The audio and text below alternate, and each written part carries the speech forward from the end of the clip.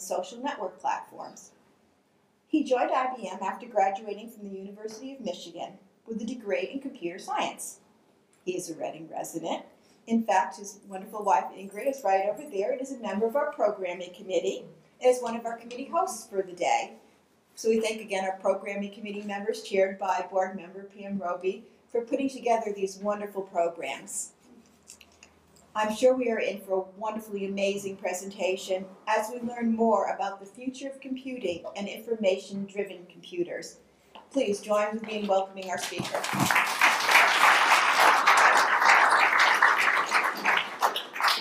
Good afternoon. Thanks for coming out on a nice spring day, and some of you I think were getting out of yard work, but so what I'm going to try to do this afternoon is there's a lot of stuff going on in the industry right now, all around us, and it's starting to go from being a computer industry, which people have talked about for decades, to where computing technology is starting to become infiltrated into pretty much everything we touch, right? So how many people in the room have smartphones, right? 10 years ago, the phones that people were using couldn't access the internet, right? The first wave of, sort of accessing the internet was BlackBerries, right? If those of you remember BlackBerries, where you could get to text email on a phone.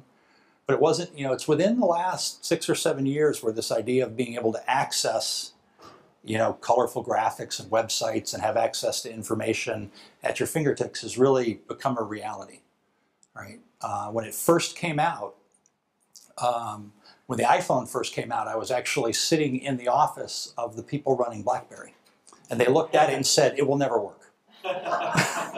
Right, it was sitting with the two co-founders and CEOs. It will never work. The battery life won't be able to hold up with accessing the internet and all those colorful graphics, right? So it's just, there was a lot of naysayers along the way. And what happens is that these kind of waves of technology start to happen, and each wave, the technology gets easier and simpler and easier to understand so that more and more people use them, right? And as a result of more and more people using them, what we're starting to see is that through the usage of the technology, it's generating more and more information, right? So it's been really kind of fascinating to watch.